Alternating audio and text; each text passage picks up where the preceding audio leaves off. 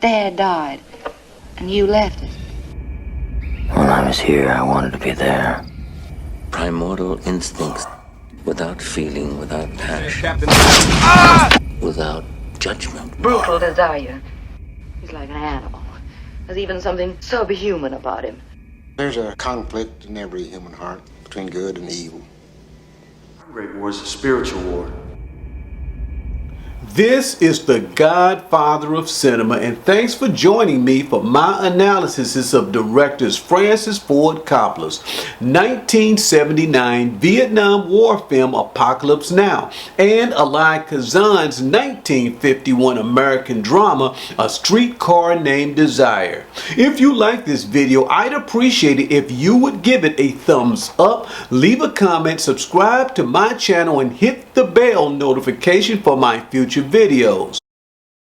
When I was there, all I could think of was getting back into the jungle. Apocalypse Now is set in the Vietnam War in 1968 and opens in a small hotel room in Saigon. The room's hellish state is Willard's state of mind because he has not had a mission in a whole week. He could have remained with his wife in America after his first tour. However, he detests lies, conflict, and confusion, as the only thing he could think about with her was the savage jungle where he belonged. When I was here, I wanted to be there. And where there are no lies, nor is there conflict or confusion of any kind. And this is why Willard breaks off contact with the world and his wife by divorcing her to fully commit himself to the war and his job as an assassin for the CIA. Absolutely goddamn right. He cannot be committed to his wife and his mission at the same time. It is either her or the mission, so he chooses the mission, going on to kill 6 operatives close enough to them that he can feel their last breaths on his face, and kills a girl on a sampling boat on the Nung River in Vietnam instead of trying to save her. Colonel Kurtz, like Willard after him, killed 4 Vietnamese double agents because he detests the stench of lies, since the double agents were working both sides, which is impossible, as the photojournalist tells Willard you cannot love someone and hate them at the same time. Paralyzed force. As Kurtz was once confused when he was an officer in the Special Forces in Korea, when he and a group were sent into a camp to inoculate children for polio, when he was called back to the camp and found the arms of those same children in a pile, when his eyes were opened by this incident and the pointlessness of his conflicting roles as a humanitarian and a killer, Between the rational and the irrational. that each canceled out the other, like loving someone and hating them at the same time, and like Willard divorcing his wife and life and America to fully commit himself to his job as a CIA assassin in Vietnam. Kurtz divorces his commanders at Nha Trang and reverts to his true nature in order to fight an enemy without moral restraints or shame, like Stella in A Streetcar Named Desire, who is not at all ashamed about abandoning Belle Reeve, her sister Blanche, and their mother who was dying. Dad died, and you left us.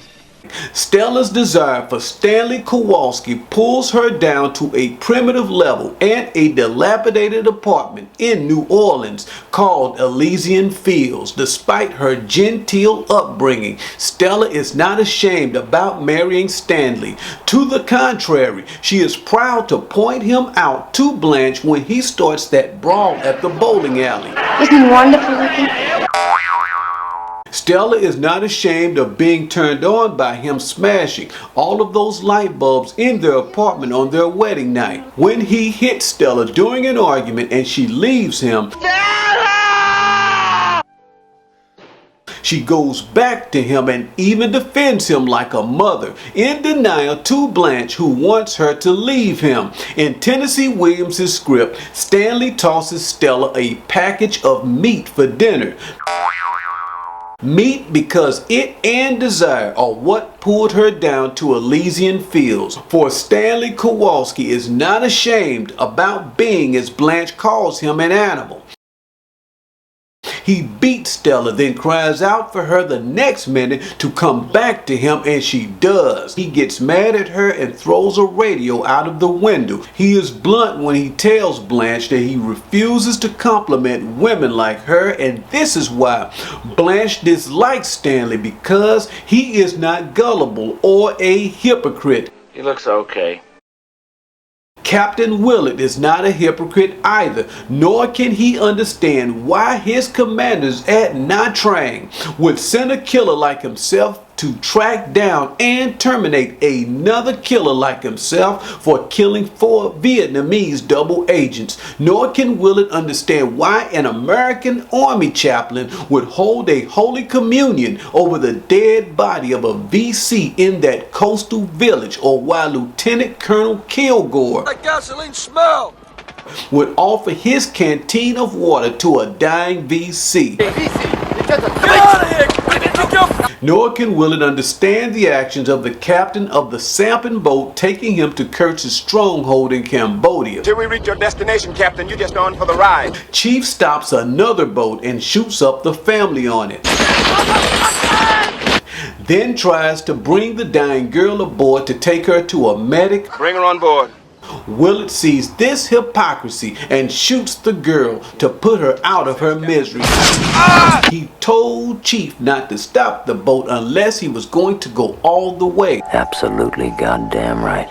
By killing everyone on that boat, including the girl he tried to save. Chief had a family killed and thought that a band-aid would make it all okay. It wouldn't, because you can't love someone and hate them at the same time.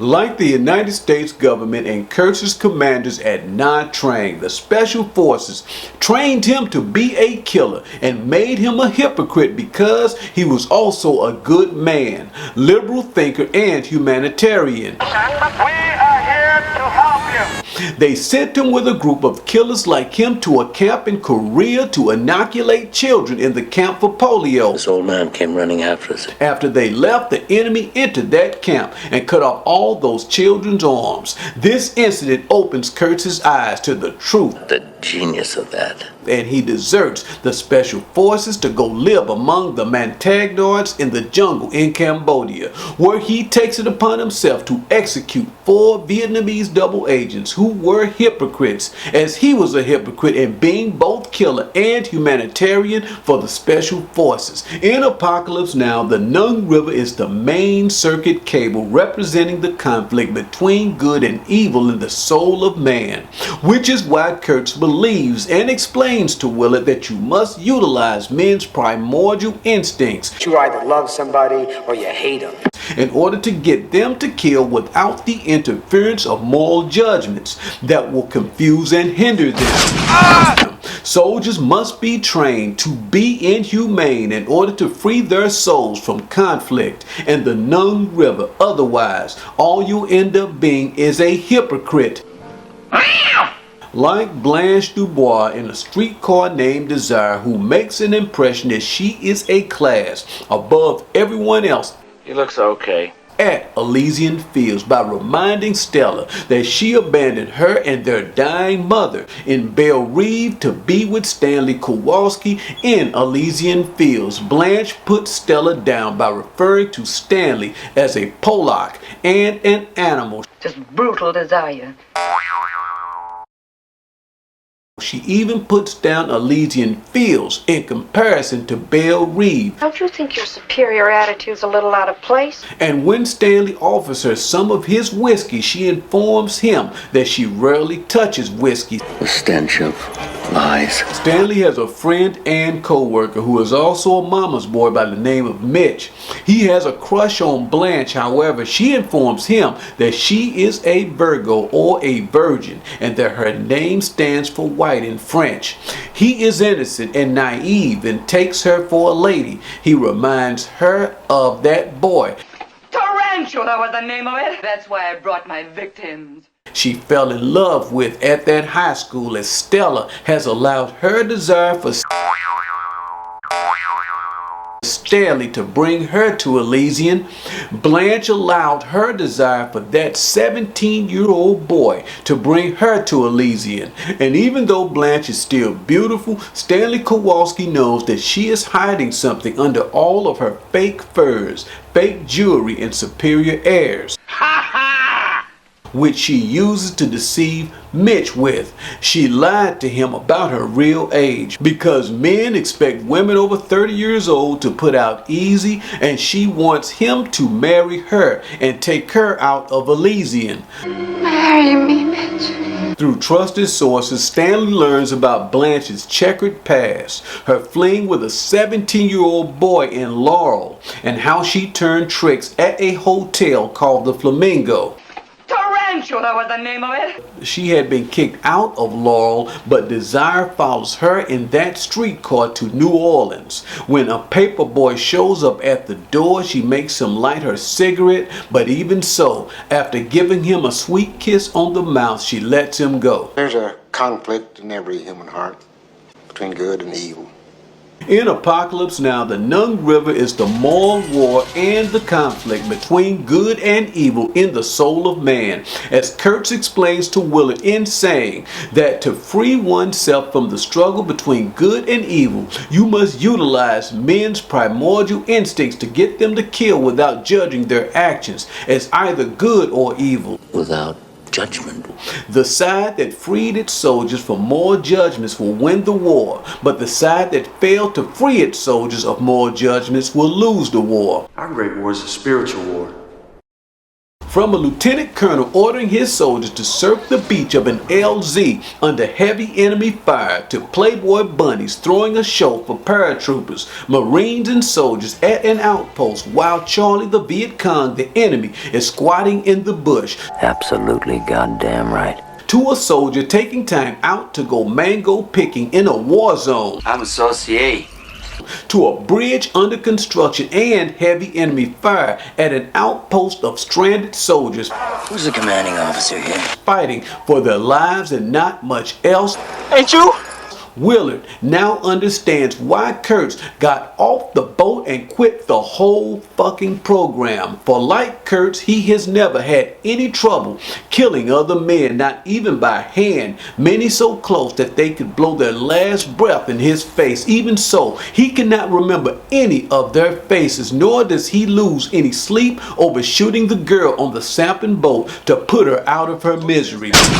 Because he could not relate to her nor any of those he killed on behalf of the CIA, because they were not like him. However, looking at Kurtz's picture, studying his dossier, and taking the same snaking trail up the Nung River straight to the man's heart and stronghold in the Cambodian jungle like a main circuit cable, changes everything for Willard. When he gets off that boat and sees the flesh and blood man he had been reading about for weeks, an American soldier like himself and a human being, unlike those 6 faceless and nameless people he killed for the CIA.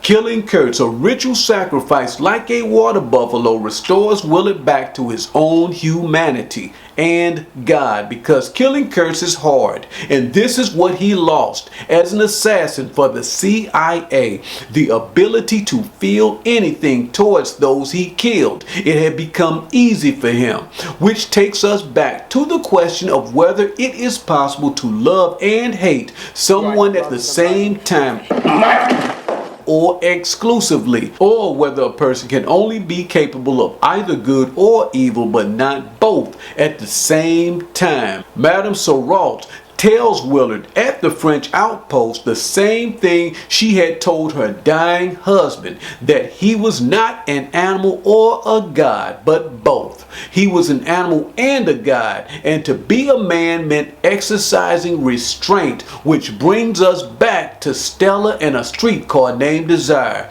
If it is self-discipline that separates humans from beasts, not exercising restraint over himself has turned Stanley Kowalski into a beast like Captain Willard and Colonel Kurtz, which is how he seduces Stella to give up her dignity, class, and self-respect by abandoning her sister and dying mother at Belle Reve to be with him in Elysian Fields. Unlike her sister Blanche, who refuses to walk away from Belle Reve and her dying relatives easily, she fights to keep Belle Reve. Our great war is a spiritual war. However, her lust for a 17-year-old boy and a hotel in-law called the Flamingo Tarantula was the name of it. causes her to lose Belle Reve and pulls her down to Elysian Fields. But unlike Stella, Blanche remembers the class and beauty of Belle Reve and time